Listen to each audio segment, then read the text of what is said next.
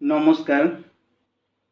आसतु आज आम्भे माने जगतरे जहा असंभव माने जगतरे आपण चेष्टा कले अनेक विषय साधन करि परिबे।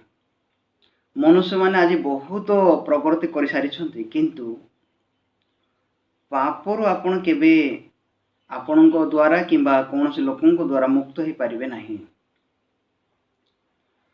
पापरु मुक्ति पाइबा पाई गोटे मात्र रास्ता ताहा हेउची ईश्वरंको रास्ता। आपण जेतेबेले ईश्वरंको रास्ता को जाई पारिबे जिबे तेबे प्रकृत रे आपण जेकोसी पापरे पड़िथिले सुधा आपणको पूर्व जीवन रे जेउ सब पाप करथिले सुधा सकल पापरु आपण आउ हृदय मुक्त हो पारिबे। जो पर्यंत आपण पापर मुक्त है नांती आपणको जीवन एक निराशा हताशा भितर ही गति करुचे। जेतेबेले आपण पापर मुक्त हेबे आपणको जीवन स्वाभाविक भाव में आनंद उत्साह लक्ष्य ये सकल विषय आग को बढ़ी पार।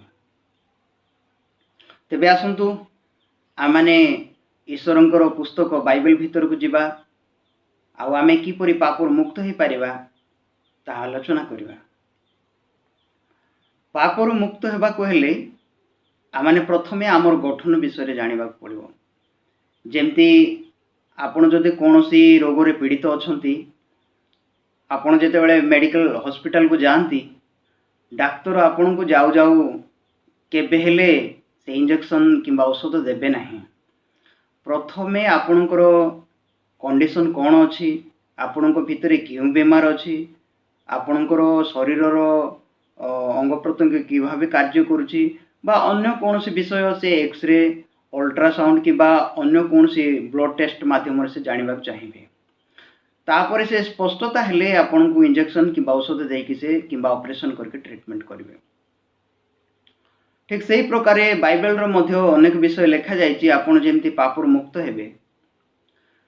तेबे प्रथमे आपन जानिबा दरकार अछि आपनकर कंडीशन कौन अछि काहे कि आपन पाप करूछंती आपन चेष्टा कले भी काहे कि पाप रही पारुनांती पाप न करी रही पारुनांती ए सकल विषय हमको बाइबल रु जानिबा को अछि। प्रथमे परमेश्वर एहा हमको देखिबा पई चाहुछंती कारण आमे सत्य को जेतेबेले जानिबा हमर कंडीशन को जेतेबेले जानिबा तेबे जाई आमे ईश्वरंकर ट्रीटमेंट पद्धति बा मुक्तिर प्रणाली को आमे ग्रहण करि परिबा। जदि आम शरीर विषय आम कंडीशन विषय जदि आमे न जानिबा आमर से ज्ञान जदि नथिबो आमे ईश्वरंकर पद्धति बा प्रणाली को केबे हेले ग्रहण करि परिबा नाही। तेणु आसंतु आम्भे माने बाइबल भीतर को जीवा। बाइबल रो गोटे वाक्य मु पढ़िबी तापरे आमे आलोचना करिबा। जहाँ लेखा होची प्रथम थेसलोनिकियो 23 पद नूतन नियम बाइबल रो प्रथम थेसलोनिकियो 23 पद। शांतिदाता ईश्वर स्वयं तुम्भमान को संपूर्ण रूपे पवित्र करंतु पुणी आंभमान को प्रभु जेसुख्रीष्ट आगमन निमंते तुमମାନଙ୍କର आत्मा प्राण और शरीर संपूर्ण निर्दोष रूपे रक्षित हो। एठी मु गोटे पॉइंट आपन को कहबा पई चाहि वाक्य नेली एठर लिखा है आत्मा प्राण शरीर संपूर्ण गोटे मनुष्यर अंग प्रत्यंग दृश्यमान अदृश्य भाव रही मनुष्यर शरीर आउ प्राण आउ आत्मा। तो परमेश्वर जेतेबेले मनुष्य को सृष्टि कले बा निर्माण कले ए तीनोटी अंगरे से विभक्त करे ताकू एक करि अछंती कौन शरीर प्राण आउ आत्मा। प्रकृत रे बाइबल अनुसार आमे देखिबा आउ जदि देखिबा कहले तार पार्ट मध्ये आमे बुझी परिबा। आउ परमेश्वर कौन कले मनुष्य को भूमिर धूली द्वारा से निर्माण कले शरीर को। आसंतु गोटे वाक्य पढ़िबा आदि पुस्तक 2 पर्व जीवा 2:7 पद मु पढ़ुचे। अनंतर सदाप्रभु परमेश्वर भूमिर धूली द्वारा मनुष्य को निर्माण करी ताहार नासिकारंध्र रे फुंक दे प्राणवायु प्रवेश कराइले तहिरे मनुष्य जीवित प्राणी हैला। प्रथमे से भूमिर धूली द्वारा एक पिंडुला बा मूर्ति बा पात्र सदृश मनुष्य शरीर को निर्माण कले जो भितरे प्राणवायु रही पारिबो। तापरे परमेश्वर अपना फुंक द्वारा मनुष्य भितरे जीवन को देले माने आमर जो जीवन जो प्रक्रिया जेतेबेले ईश्वरंकर फुंक द्वारा आम भितर प्रवेश कला से आम भितर जीवन प्रक्रियाटा स्टार्ट है तहिरे मनुष्य कौन है जीवित प्राणी है। किंतु आत्मा विषय जदि आम आलोचना करवा तेबे बाइबल कौन कौच आम फॉलो करा पड़ो। तो बाइबल लेखा अच्छी आसतु पढ़ा जोहन 6:63 पद, जोहन 6:63 पद एठार ए प्रकार लेखा अच्छे, आत्मा जीवनदायक मांस कौन से उपकार करे नहीं, मु तुम्भ मान जे समस्त वाक्य कही अच्छे से सब आत्मा और जीवन अटे। तो आमे जदि डीपली बाइबल को देखिबा तेबे वाक्य होची ईश्वरंकर आत्मा, ईश्वरंकर वाक्य होची ईश्वरंकर आत्मा। आम मनुष्य भितरे वाक्य रूपित हवा माने ईश्वरंकर आत्मा रूपित हवा माने ईश्वरंकर वाक्य रूपित हवा। तो इस संदर्भ में जदि आमे बुझिबा देखिबा बाइबल को कहले तो परमेश्वर कौटी आदि पुस्तक 2 पर्व तार 16-17 पद रे गोटे वाक्य दौरान सदाप्रभु परमेश्वर से मनुष्य को आज्ञा दे कहले तुम्बे उद्यान समस्त वृक्षर फल स्वच्छंद भोजन करिपार, मात्र सत्सद ज्ञानदायक वृक्षर फल भोजन करिबो नाही, जेतु जो दिन ताहा खाइबो से दिन नितांत मरिबो। तो एठारे परमेश्वर कौन करुछंती मनुष्य भितरे बा आदमक भितरे आउ तांकर वाक्य को मध्य से रोपण करिसंती, तो आत्मा को मध्य दान करिसंती। एई प्रकारे आदम एक पूर्णांग मनुष्य भावे सृष्टि होइथिले बा निर्मित हेले आत्मा प्राण आ शरीर रे। तो यह गठन आपणकर मध्य आ गठन सारा जगतर मध्य, किंतु आदमकर एक समस्या जो सेठारे ईश्वरंकर आत्मा आउ रही नांती। केमिति आसंतु पढ़िबा आमे आदि पुस्तक 3 पर्व को जिबा 3 पर्वर 4 पद मु पढुची।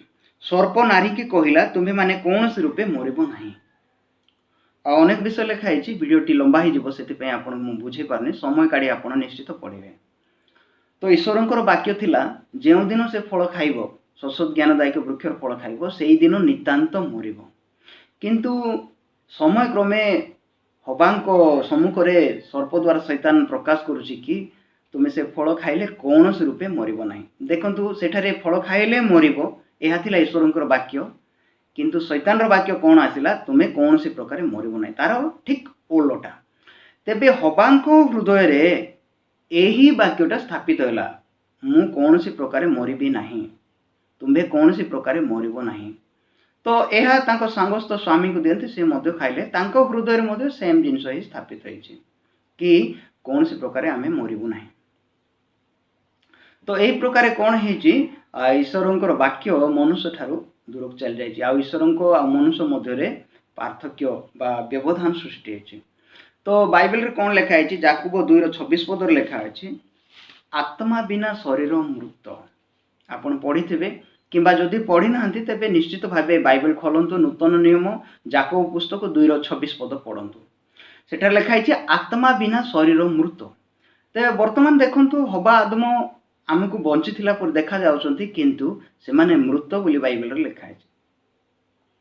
काहेकि ईश्वर कहिथिले जेउ दिन तुमे फल सत्सद ज्ञानदायक वृक्षर फल भोजन करिवो सेई दिन नितांत मरिवो। तो ईश्वरंकर वाक्य सफल होइछि, आमे जानू किंबा न जानू। आउ जो दिन से माने फल खाइले अर्थ कौन, से माने शैतान रो वाक्य को ग्रहण कले आउ फल खाइले, तो तांको हृदय रे ईश्वरंकर आत्मा हो नाहंती, तेणु से माने मृत्यु प्रवेश कले। बाइबल एमती कहूछि। तो सेई दिन ठारू शैतान मनुष्य भितरे कार्य करिवार स्टार्ट कला। ये जो शरीर आमर जो शरीर आम भितरे जो जीवन प्रक्रिया अछि ता भितरे शैतान राजत्व करुछि बोली बाइबल कहूछि। देखंतु गोटे वाक्य पढ़िबी रोमियो 5:21 पद मु पढ़िबी। रोमियो 5:21 पद एठारे एमती लिखा अछि जेपरी पाप जे प्रकार मृत्यु रे राजत्व करिथिला। पाप माने शैतान, शैतान रो आत्मा, शैतान रो वाक्य जहाँ भी आमे कहबा पाप माने शैतान रो आत्मा। तो पाप माने शैतान जेतेबेले हवा आदम ठारे कार्य स्टार्ट कला एठारे लिखा है जेपरी पाप जे प्रकार मृत्यु रे राजत्व करिथिला। जेतेबेले हवा आदम ईश्वर ठारे विच्छिन्न हेले मृत्यु रे प्रवेश कले आउ शैतान कौन कला मनुष्य ठारे राजत्व करिवा स्टार्ट कला। तेणु बाह्यिक भाव आम अनेक विषय चिंता करूँ किंतु ईश्वर वाक्य लिखा है से दिन ठारू मनुष्य भितर किए राजत्व करुच्ची शैतान राजत्व करुच्ची। तेणु शैतान मनुष्य को जेमिति इच्छा कला शैतान इच्छा सब बेले मनुष्य को पाप रे पकईवा भ्रष्टाचार पकईवा अधर्म करवा अपराध रे पकईवा यह हूँ शैतान इच्छा। तेणु से दिन ठारू मनुष्य भितर शैतान काम करुच्ची आ शैतान तार इच्छा को सफल करने से मनुष्य को व्यवहार करुच्ची। बाह्यिक भाव आम मनुष्य को बंचुला देखा जाऊँ किंतु ईश्वर वाक्य अनुसार से मृत्यु अटे कारण आत्मा बिना शरीर मृत्यु अटे। तेणु गोटे वाक्य आम पढ़ा आम मैंने कहीं पाप करुचु तार कारण आम बुझीपर। रोमियो 5:12 पद अतएव जेपरी जड़े लोक द्वारा पाप और पाप द्वारा मृत्यु जगत रे प्रवेश कला। बुझीपारे क्यों पॉइंट रे जगत रे पाप प्रवेश करछि जड़े लोक मान आदम को बुझाए जड़े लोक द्वारा पाप पाप द्वारा मृत्यु जगत रे प्रवेश कला मनुष्य भितर प्रवेश कला आउ सही प्रकार मृत्यु समस्त लोकों प्रति घटिला सही प्रकार समस्ते मृत्यु रे प्रवेश कले जेणु समस्ते तो पाप कले बोली लिखाई से समस्ते पाप करिसंती तो यह होछि सत्य मनुष्य विषय सत्य घटनावली अटे जहाँकि मनुष्य पाप कहीं करे। तो प्रकृत में यह हूँ आम भितर सत्य जे आम्भे माने चेष्टा कले मध्य पाप मुक्त हो पारिबा नहीं। आमे पाप को पाप न करने चेष्टा कले मध्य ताहा आम द्वारा संभव हेबो नहीं। अनेक समय आमर चेष्टा ही रही जाउची आपण अनेक थर यह अनुभव मध्य करिथिबे। तेणु लोक माने निशा द्रव्य सेवन रु मुक्त हो पारना किंबा कौन सी व्यभिचार मुक्त हो पारना किंबा कौन सी जागतिक लालसार मुक्त हो पारना यह तो कारण मनुष्य भितर पाप अच्छी आउ पाप सब बेले मनुष्य को एक प्रकार विषय नेबापी लालायित करे। आ मनुष्य भितर अनेक चिंता अच्छी जहाँकि शैतान ठारू प्रेरित बा पाप ठारू प्रेरित मनुष्य से चिंता को विश्वास करी आउ तार रास्तार से भटकी जाइए। तो जगत रे जो विषय भी देखा जाउची ताकू से निजर करबा पाए मनुष्य भितर जो चिंता अच्छी ताकू से सफल करबा पाए तार अनुगमन करी मनुष्य निजको से कौन करछि नष्ट कर जाए। तो यह हूँ आम मानकर प्रकृत रिजन कारण कि आमे माने कहीं पाप करिछु बा कहीं पाप करूछु। तेबे प्रकृत रे एहार समाधान आमे केमती पाइबा एहार समाधान आम पाखरे नाही। प्रकृत रे गोटे रोगीर समस्यार समाधान ता पाखरे नहीं जदि ता पाखरे रही थांता तेबे से कहीं डाक्तरखानार अन्वेषण करिथांता तो तार समाधान डाक्तरंकर हाथ रे रही। तेणु आंभ मानकर समाधान आम पाखरे अच्छी बोली आमे जेतेबेले भाबुछु सेतिबे आमे कोन करूछु आमे चेष्टा करूछु पाप न करिबा पई किंबा पापर मुक्त होबा पई मु एया कले पापर मुक्त होई पारिबी मु बहुत ए विषय जदि चेष्टा करिबी पापर मुक्त होई पारिबी एगुडा को अनवरत भाबे आम हृदय कार्य करूछि एगुडा किंतु ए सबु विफलतार मार्ग अटे। आमको जानिबाक अछि जे मु जणे लोक मो पाखरे से टैलेंट को परमेश्वर देई नांती जो द्वारा मु निजे मो पापर मुक्त होई पारिबी। तो ये शक्ति सामर्थ्य को प्रभु जीशु ख्रीष्ट को हाथ में परमेश्वर न्यस्त करिसंती। तेणु आपण निहाती मन परिवर्तन करबा दरकार अछि। आपण जेतेबेले मन परिवर्तन करिवे नाही मो द्वारा यह असंभव किंतु जीशु को द्वारा संभव कारण जीशु को हाथ में सकल विषय को परमेश्वर देइछंती। जेतेबेले आपण मन परिवर्तन करिवे आपण निश्चित भावे आ परमेश्वरंकर पुत्र जीशु ख्रीष्ट को द्वारा आपणकर पापरु आपण मुक्त हो पारे। आसतु गोटे वाक्य पढ़ी आम शेष करवा आपण किपरि पापर मुक्त हेबे बाइबल एतिकी आज आम एतिकी समाप्त करनी जेहेतु आम गोटे अध्याय आम यह आलोचना करिपारिबा नै केवल मु एतिकी आशा करे आपण विश्वास रे शुणिबे तो प्रकृत रे आपण पापर मुक्त हो पारे। तो आसतु गोटे वाक्य पढ़ा प्रथम तिमोथी 1:15 पद प्रथम तिमोथी 1:15 पद पापी मानकु परित्राण करबा निमंते ख्रीष्ट जीशु जे जगत रे अवतीर्ण हेले एही वाक्य विश्वास और सर्वत भावे ग्रहण योग्य से पापी मानक मध्य मो प्रधान। देखंतु मो परी आपण परी बा जगतर समस्त पापी मानक परित्राण करबा पाई ही ଯୀଶୁ ଜଗତକୁ ଆସିଥିଲେ ଆଉ ଜଗତରେ ଜନ୍ମ ନେଇଥିଲେ, ଜଗତରେ ଅବତୀର୍ଣ୍ଣ ହେଇଥିଲେ ଆଉ ସେଇ ପାପୀମାନଙ୍କୁ ପରିତ୍ରାଣ କରିବା ପାଇଁ ହିଁ ସେ କ୍ରୁଶରେ କ୍ରୁଶାର୍ପିତ ହେଲେ ଆଉ ମୃତ୍ୟୁଦଣ୍ଡ ଭୋଗିଛନ୍ତି। ତ ପ୍ରକୃତରେ ଆପଣ ଯେତେବେଳେ ସୁସମାଚାର ଭିତରକୁ ଆସିବେ ଆପଣ ନିଶ୍ଚିତ ଭାବେ ପାପରୁ ମୁକ୍ତ ହେଇପାରିବେ। କାରଣ ବାଇବେଲରେ ଲେଖା ହେଇଛି ବିଶ୍ୱାସ ଶ୍ରବଣରୁ ଜାତ ହୁଏ ଆଉ ଶ୍ରବଣ ଖ୍ରୀଷ୍ଟଙ୍କର ବାକ୍ୟ ଦ୍ୱାରା ହୁଏ। ଆପଣ ଯେତେବେଳେ ବିଶ୍ୱାସକୁ ପାଇବେ ଆପଣ ନିଶ୍ଚିତ ଭାବେ ପାପରୁ ମୁକ୍ତ ହେଇପାରିବେ। ଆଉ ବିଶ୍ୱାସ କେଉଁଠି ଆସିବ, କେଉଁଠୁ ଆସିବ? ନାଇଁ, ସୁସମାଚାର ଆସିବ। ସୁସମାଚାର କେଉଁଠୁ ଆସିବ? ଖ୍ରୀଷ୍ଟଙ୍କର ବାକ୍ୟରୁ। ମାନେ ଖ୍ରୀଷ୍ଟଙ୍କ ବିଷୟକ ଯେଉଁ ବର୍ଣ୍ଣନା ବାଇବେଲରେ ରହିଛି, ଖ୍ରୀଷ୍ଟ କ'ଣ କ'ଣ କଲେ ଆପଣଙ୍କ ପାଇଁ, ତାହା ସବୁ ଯଦି ବାକ୍ୟ ମାଧ୍ୟମରେ ବା ବାକ୍ୟ ଦ୍ୱାରା ଆପଣ ଯଦି ଗ୍ରହଣ କରିବେ ତେବେ ପ୍ରକୃତରେ ଆପଣ ପାପ କ୍ଷମା ପାଇପାରିବେ ବା ପାପରୁ ମୁକ୍ତି ହେଇପାରିବେ। ଧନ୍ୟବାଦ। ଆଜି ପାଇଁ ଏତିକି। ଆସନ୍ତା ଅଧ୍ୟାୟରେ ଆମେ ଆଉ ଟିକେ ଭିତରକୁ ଯିବା ଆଉ ଆପଣ କିପରି ପାପରୁ ମୁକ୍ତ ହେବେ ସେ ବିଷୟରେ ଆମେ ଆଲୋଚନା କରିବା।